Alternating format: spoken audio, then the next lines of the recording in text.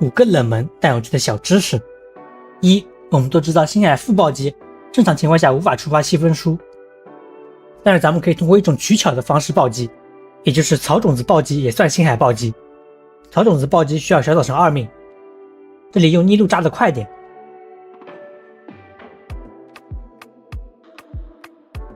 看到旁边触发细分书的3个白球了吗？也就是有小草2命，星海可以带细分书了。2，八重绳子有着非常独特的大招锁敌，也就是大招期间可以转头。看好了，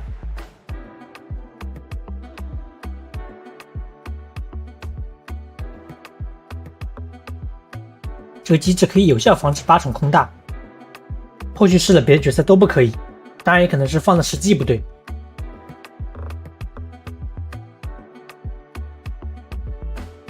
3，当免死雷6名碰上死域会怎么样？正常来说，死域满了之后会全队挂掉，这里用97人6命的免死，看看死域能不能跳过免死。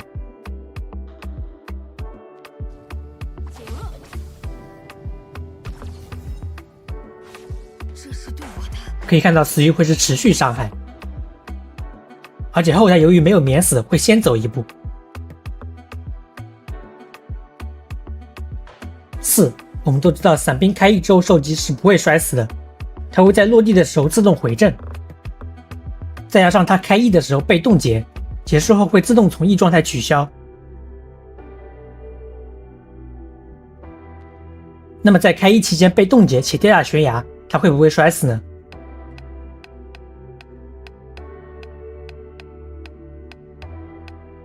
可以看到这个状态就是免疫衰落伤害的，哪怕被冻结后做不出回正的动作。5，雷洛图的地面攻击是可以打到空中的，所以在打雷洛图的时候，你在空中或者在柱子上是躲不了的，这是别的属性的骆驼没有的效果，估计是无视 C 轴的。像打冰系这种，甚至可以站柱子上看戏。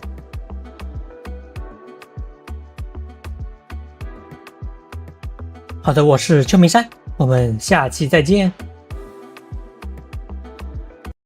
10个冷门但是有趣的小知识。1，我们都知道这个草毛球上面是可以放牛牛的，但是单纯召唤物也太无聊了吧，咱们要自己也上去玩，只需要在这里等待一下，这样就可以轻松上去了，甚至身体还歪了。有别于之前的风史莱姆和喷喷果，你可以在上面随意放技能，且待机动作也同样不会掉下来。2，众所周知坎蒂斯普攻最后一段特别远，这也就意味着咱们可以来段特别帅的灯笼。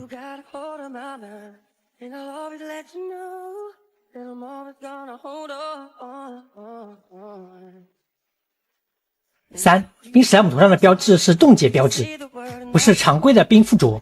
那么问题来了，冰套能正常触发吗？先测试80暴击。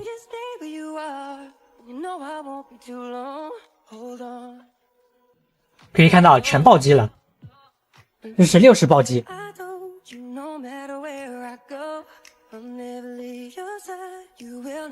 可以看到有不暴击的，这说明冰套对冰史莱姆只触发一半。4，说到圣遗物，其实有些圣遗物甚至有着触发范围，虽然它明明白白的写着触发元素反应即可生效。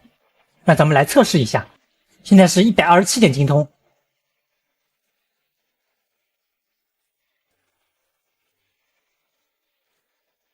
小宝已经被冻结了，但是咱们还是127点精通。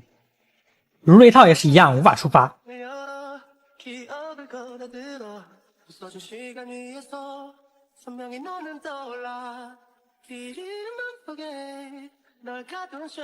5，其实沙漠中有很多非常有趣的原模，比如眼前这位就在戏蛇，虽然那个好像是鳗鱼。再比如这位就在喝水。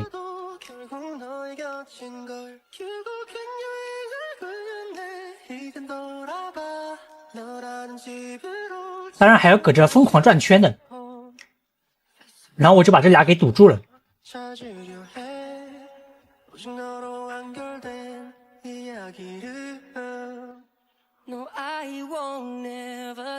6，做某个任务的时候需要跟踪原模，而他会和同伴交谈暗号，那我直接当着他的面把他同伴远程击杀，会怎么样呢？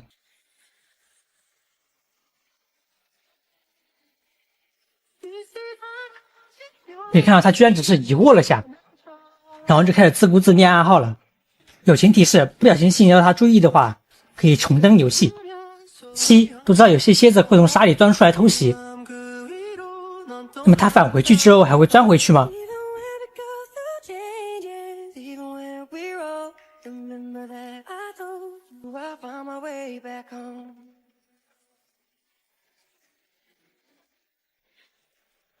？8须弥的跳蘑菇任务中需要我们连续跳跃，而事实上这个跳跃还包括了万一的 E， 也就是说如果你在空中 E 一下，那就会直接重来。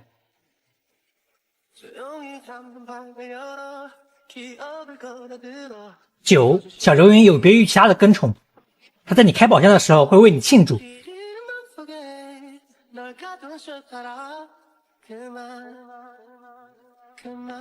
10单纯的火只能很缓慢的烧雪，但是这时候加上一把草就不一样了，伤害甚至是取决于草角色的燃烧伤害，属于整蛊队友必备技巧，冰本门口就非常适合。好的，我是秋名山，觉得本期视频有趣的话可以点个赞吗？非常感谢。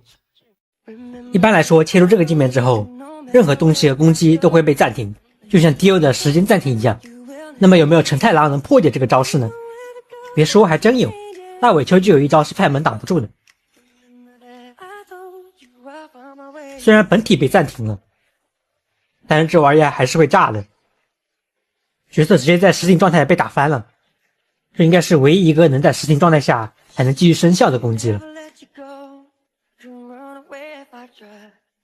别的攻击手段都会被派门拦下来，比如这个卷心菜。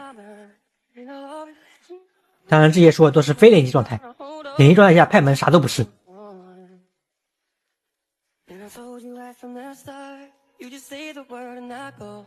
你可以随意调戏派门。好的，让咱们重回大尾丘，来试试在他没仇恨的时候推下水会怎么样。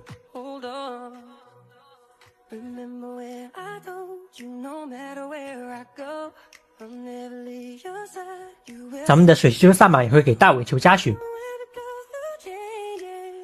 正常来说是很难推动大尾丘的，这时候咱们可以先放个速度伯爵，然后离大尾丘远点，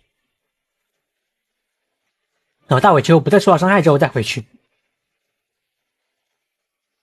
这时候就能很轻松的推动了。